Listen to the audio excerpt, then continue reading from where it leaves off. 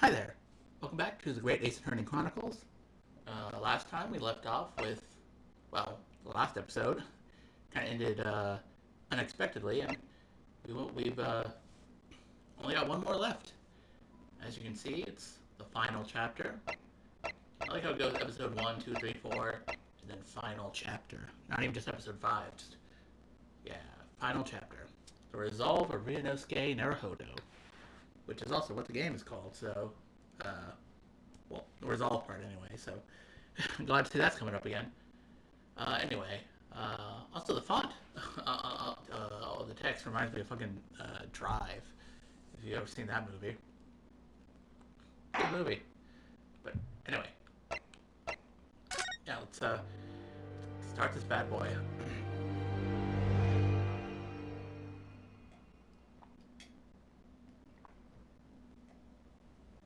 Oh, that's all we're getting. Not even a cutscene or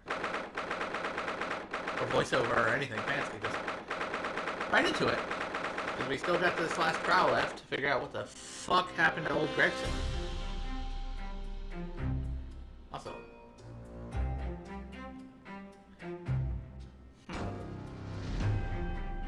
and the court music sounds more imposing than usual. My goodness. I guess it is the last trial, but I wasn't expecting them to just, like, remix the like, opening court music of all things. Anyway. So, the time's finally... Man. It's not, like, radically different, but, like, a little, like, extra oomph to it, man. It really sells the gravitas. Jeez. Anyway, so, the time's finally come. Today, we unravel everything.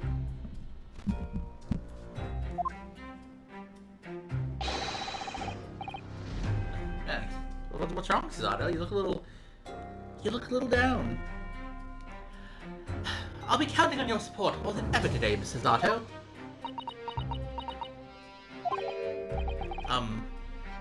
Mr. Zato? Ah! Oh, fuck!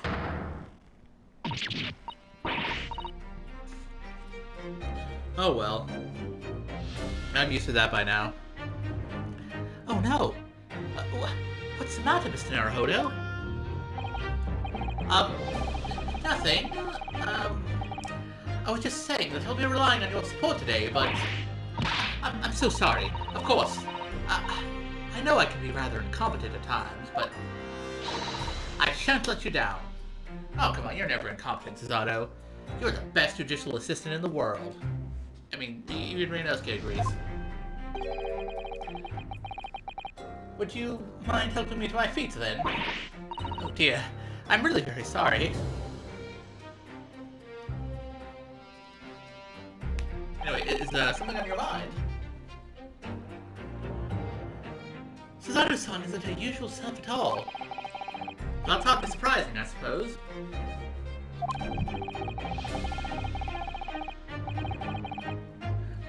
She's just found out that her father is a partner of a world-famous detective. Not to mention... Well, yeah, I guess I wouldn't be sad about that. If my dad was her love Jones's partner, I'd be happy. That'd be epic as fuck. Ah, good morning, sir. Oh. Hello, Barack. How you holding up, bud? Lord Van Zeeks!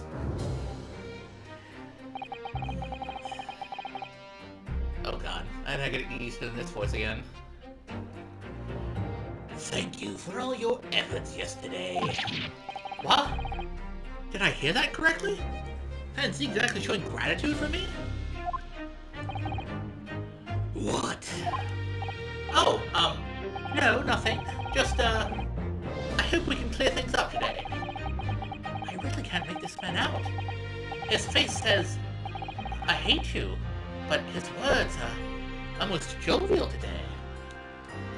I mean, I don't know if I could say that face is jovial by any means, but in fact, he hasn't been very Reaper-like at all since this all began yesterday. Lord Van Zeeks isn't the Reaper, Mr. Naruhodo. No, once again, you can read what I'm thinking. Good point. The Reaper. I suppose in hindsight, I shouldn't have allowed that misconception to go unchallenged. I mean, it is a pretty cool, super crit to have, you know? You know, it only strikes fear in the heart of evil. Huh? It was my tacit acceptance of that pseudonym. My failure to stop the Reaper becoming something more than a mere legend that led to all this. But you're not to blame for that, Lord Van Zeeks. It's only because serious crime in the capital dropped off so sharply when the public started calling you that. That's why you didn't say anything, isn't it?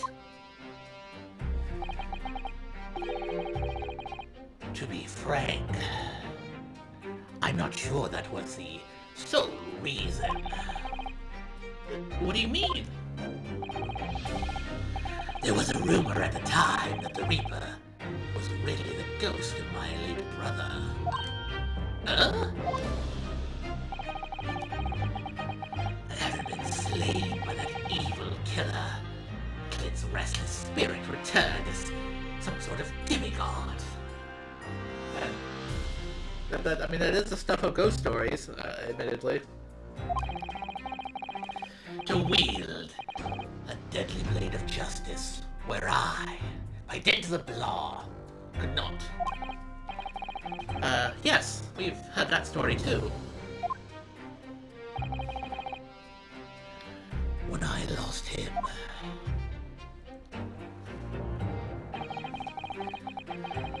I felt as though I'd lost my guiding light. I didn't know where to go, or what to do. Wow. Seems like your brother meant a lot to you, Brock. And so, in some small way, I wonder if perhaps those rumors made me feel his absence a little less keenly.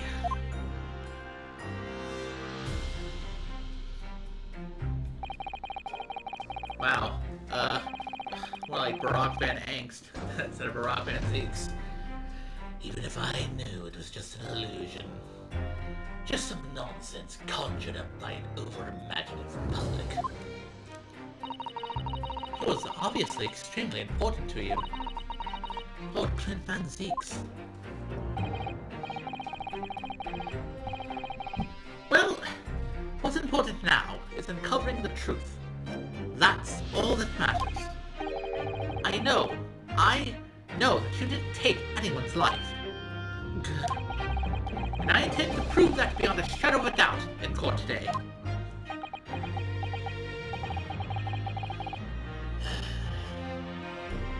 I never thought I'd say this, but I can see it in your eyes. That burning desire to cut through all the lies and deception. Yeah, it's kind of my thing.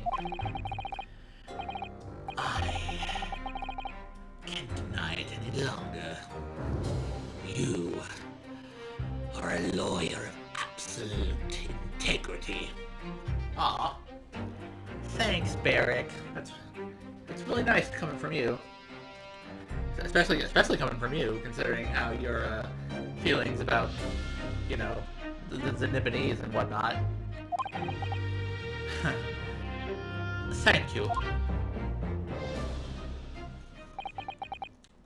Now tell me, why do I detect the scent of expensive tea leaves in the air?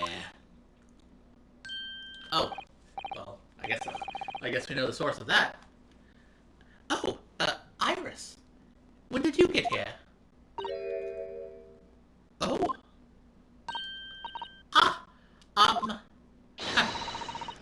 I brought you one of my special blends.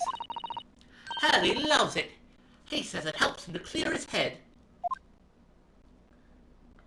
convicts allowed to drink tea? I guess they can't be. Can't. As long as it's nothing too crazy, bringing them something isn't exactly that illegal or anything. I thank you. Oh, that's surely the first and last time I'll ever see a sight like this. Yeah, how charming in its way. You seem different today, Iris. Oh? Sort of, subdued, I suppose. I am not! What happened yesterday is obviously still playing on her mind a lot. She's clearly very troubled about having stolen that autopsy report from Dr. Tsai's laboratory. Alright then. Good luck to you both. I have to make a move now. Oh, you're not staying? I thought you'd want to watch today's proceedings. Well, I'd like to cheer you on, obviously. But I've got lots to get ready. Get ready? For what? Oh, yes. Would you take this? Isn't that one of the little felt dolls that's usually dangling from your knapsack? Oh, look, he's dressed like Hurley. Yes, it's a lucky charm.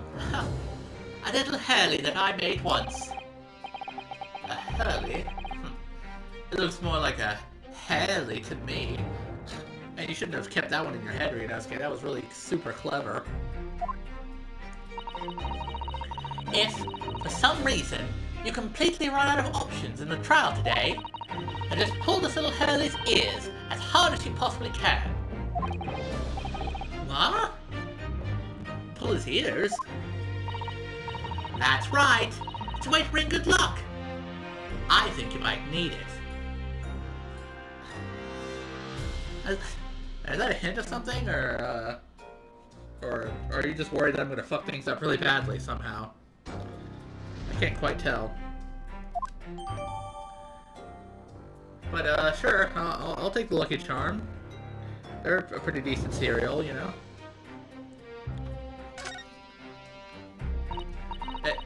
You think, what we'll need is luck.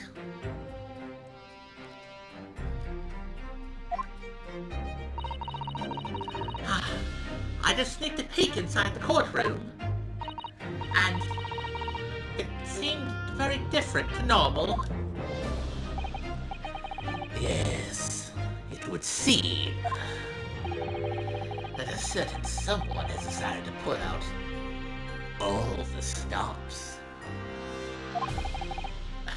What does that mean? What about Mr. Sholmes, Iris?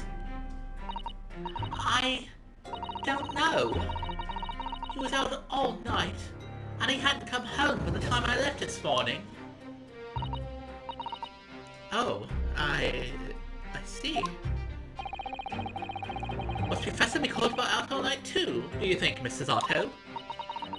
Yes, it would seem so. I telegrammed the hotel this morning. And apparently, they didn't come back to their rooms last night at all. They? Oh, Father and Judge Rigoko, I mean. Oh. Jeez. Were the three of them out fucking partying all night long? Getting wasted in the town, in London town? Judge Rigoko, too. That's right. Nobody appears to have seen either of them since yesterday. Counsel for the defense and the defendant. Court is about to be in session. Please make your way inside the courtroom at once. Well, that's our cue. Good luck, there, Bruno. Good luck, Susie. Yes. Thanks, Iris. And you, Mr. Reaper. I hope it goes well. Once again, I thank you for the delicious tea. It was very soothing. Sorry. Oh, I'm so glad. You must go inside now, Lord Van Zeeks.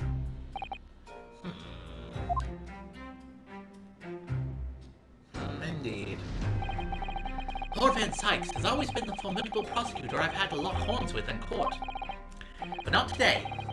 Today I battle with another in pursuit of the truth. In pursuit with... Hey, pursuit! That's a reoccurring theme in these games. My best friend, Kazuma Asogi, who I trust more than anyone else in the world. Now I understand what it was that drew me here to Britain all those months ago. Now I know exactly what destiny had in store for me. Really? I mean, it's easy to say that now, with the benefit of hindsight. I mean, people talk about destiny, you know. Is it really destiny, or was it just you trying to, you know, make some sort of logical sense out of all the crazy shit that a person has to deal with, you know? But, you know, whatever you say, Ryunosuke. It's all been leading up to this one day, to this one trial, to this one final reckoning.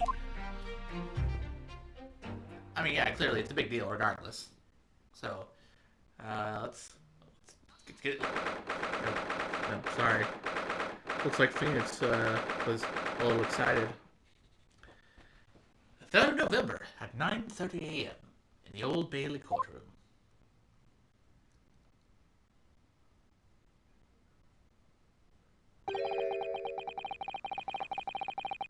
Jeez. I know yesterday was a private trial, but, like, having no one around, like, it's completely empty. Jeez. It feels even more oppressive here than it did yesterday. And maybe that's why there's the change in music. Cold stares piercing me like knives from all sides. Oh wait, no, duh. Sorry. I didn't see, like, the shadows in the back at first. Okay, so people are watching us. Okay, sorry. I thought, like, the courtroom was just completely empty, and it was literally just, like, us people. Us, or, like, the 4 of us. Like, how are we gonna have a trial with, like, that? Ah! Mr. Naruhodo! Look! Oh! Hello? What are you doing here, I wonder? Lord Strongheart!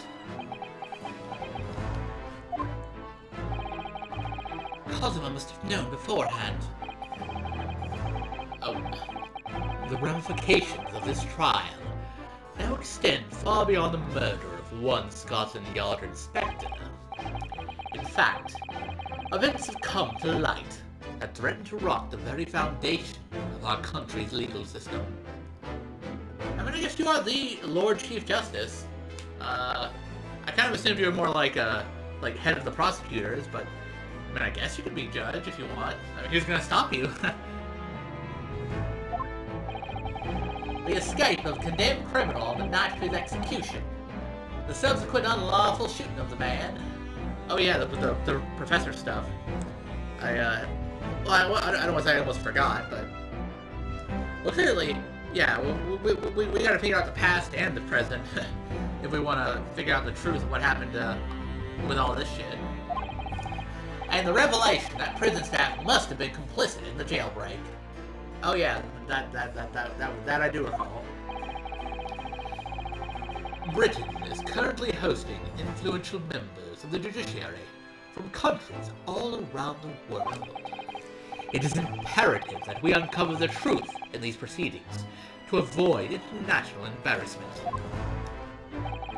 By royal decree, this will continue to be a closed trial, and one over which I, Male Strongheart, exercise total and unequivocal authority. Okay, just gonna say, you look kind of imposing, standing, looking down upon us with your unicorn staff in hand, standing up in the. You're all like, because you're already elevated, being like in this judge's seat.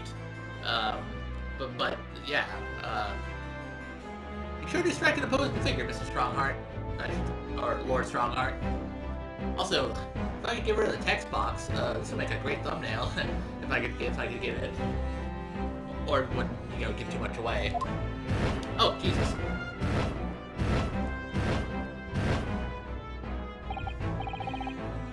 Wait, who? Okay, so damn. I guess you have the power to summon flames with your fucking unicorn staff. Are you sure you're not also a magician as well as Lord Chief Justice? Also, yeah. Where are the jurors? Because I do remember, weren't there jurors before? Or at least in the last trial?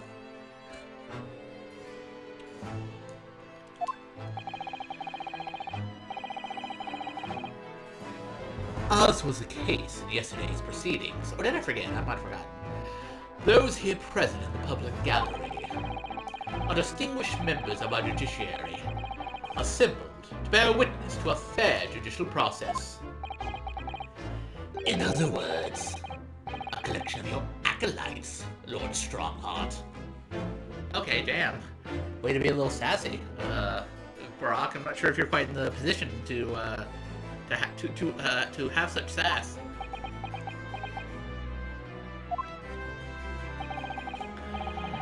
On a personal note, I find this most distressing, Lord Van Zeeks. You are a prosecutor of exceptional talent. Much like your brother, Clint, in fact. Oh my good lord.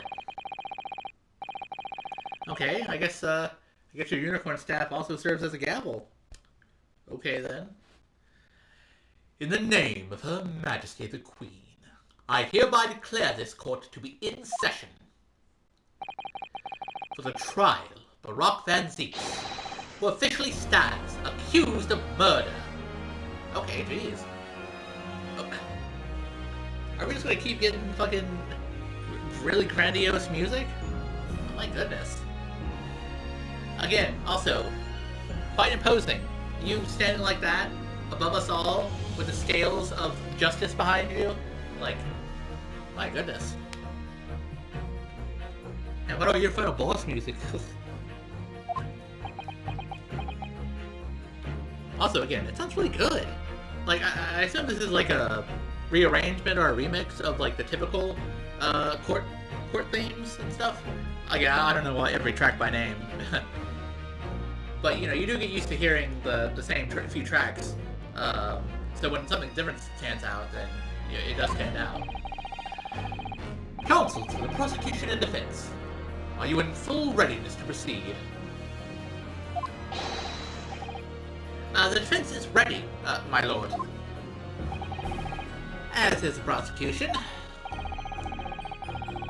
Yesterday's proceedings brought to light a shocking and disturbing fact.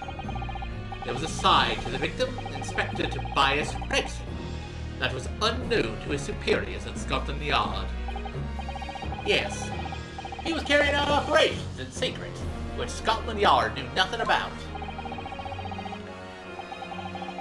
And in those clandestine operations, he had an accomplice. Mr. Daily Vigil, who will be given the inspector's identification and present himself around the capital in order to establish criminal alibis for Gregson. In that way, Gregson appeared to be carrying out his regular Scotland Yard work, when in fact, he wasn't. At the end of yesterday's session, Mr. Vigil, who had been suffering from amnesia, regained his memory. It would appear he buried his memories of the time deep inside himself as a means of self-preservation. Because whilst he was engaged... Oh, excuse me.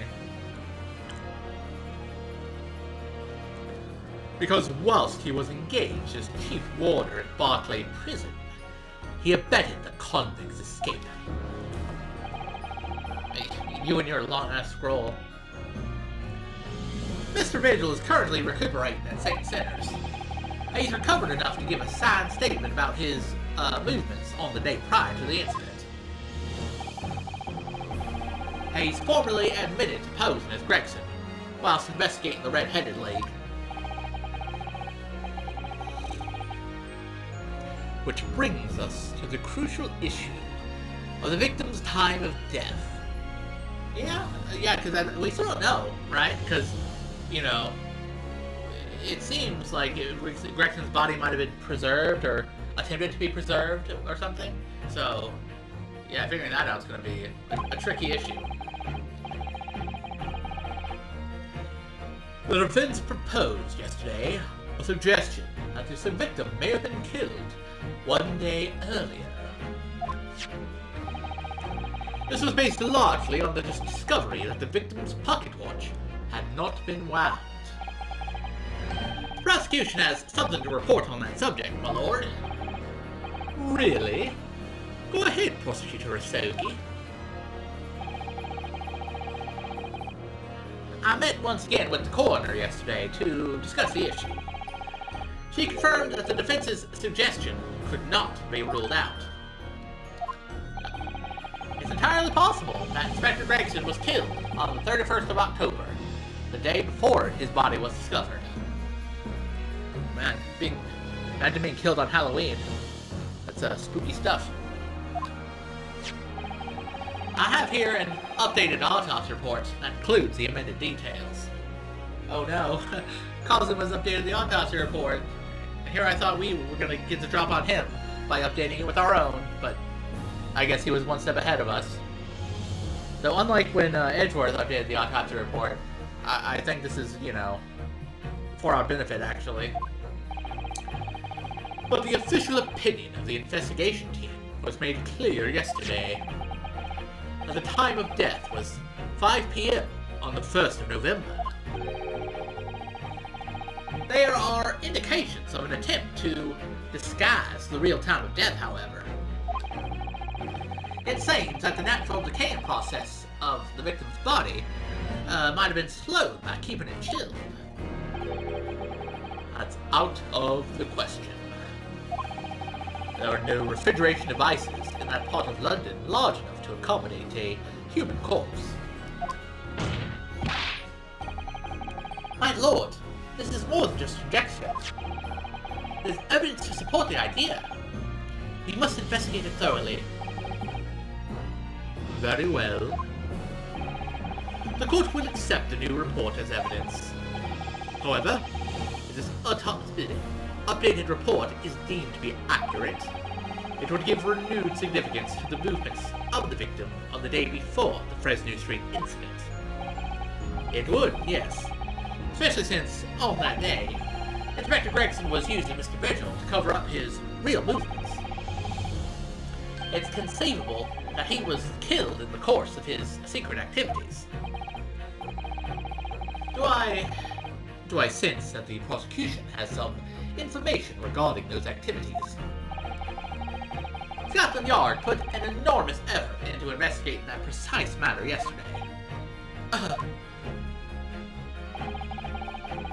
I think we should begin by presenting the results of that investigation work. So the prosecution calls its first witness now. Howdy, Gina. Good to see you again. State your name and occupation for the court.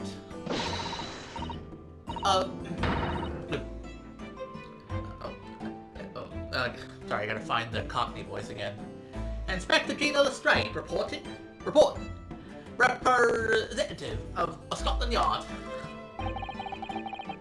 A self-conferred rank, but never mind. Gina? Again? Hey, what you problem, Odo? What was that, Jaina? Again, look, eh? Okay, now we got to the point of reading faces, reading whatever we're thinking, to just being able to, look at our face and tell. I guess maybe that's what's happening whenever they're able to, tell what our blue text is. They can just read our face really well. Ah! The boss meant the world to me. He done more for me than anyone else ever did. Oh. Inspector Gregson, you mean? He got me out the back slums on the East End and took me under his wing. Taught me that life can have a purpose. So that's why I'm the best person to be standing here to be standing there spanking for him. Oh, Gina. Wow. I mean, I guess we should. I mean, we knew that, but it really illustrated that Gregson really did mean a lot to her. Right. All out of the goodness of Gregson's heart. Not at all that he had his arm twisted by Mr. Sholmes. No. Yeah, you do wonder about that. You do wonder about that. I mean, I think I mentioned it like back in like the third case when we first figured out or first heard that Gina was, you know, working with Mr. Gregson or Inspector Gregson. Like, how exactly? I mean, okay, because we didn't see it for ourselves, but we only have his word that he had his arm twisted by Mr. Sholmes. But, well, I don't know. Hopefully, Gregson did it at least for some good, or you know, maybe he came to appreciate Gina in her own way. But I guess we'll never know now. What's relevant to these proceedings is that the outcome of Scotland Yard's investigation yesterday has revealed that the victim was carrying out some assignments the police knew nothing about. Very troubling. That face. Lord Strongheart knew. Really? How you can tell this by looking? Jeez, everyone's fucking reading faces here, I guess. So, Inspector Lestrade, let's hear exactly what it says in that report. Coming right up, sir.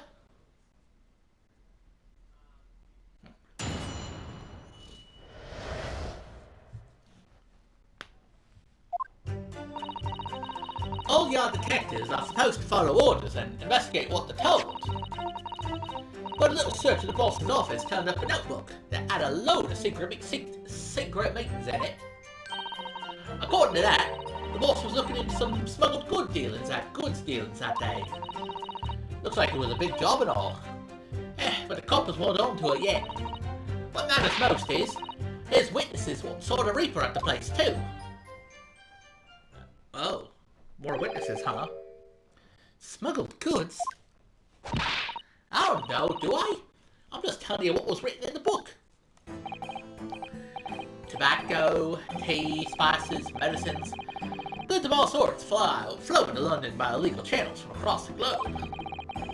It's well known that they're disposed of at regular black markets that take place in the capital. But the police are rarely able to locate them in time. So Inspector Gregson was investigating one of these black markets. It's been suggested that high-ranking government officials may be involved in black market activity. No doubt Gregson was trying to avoid details of his investigations being leaked to the involved parties. That would explain why he was operating on his own authority, without the Yard's knowledge. And do we know where the dealings were taking place this time?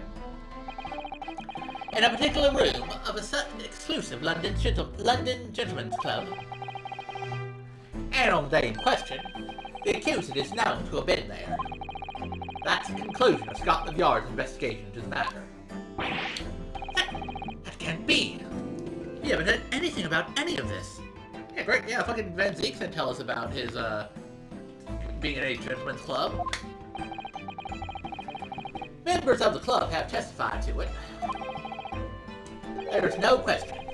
The accused, Barack Van Zeeks, was present. That would be very significant testimony, then. Oh my! But Lord Van Zeeks has made no mention of this at all. Yeah, will he hide stuff from us? Here I thought we were on good terms. In short, Lord Van Zeeks had ample opportunity to murder the victim. Okay, the fucking unicorn gabble jump scare is gonna fucking end up spooking me every time. Still haven't got used to it.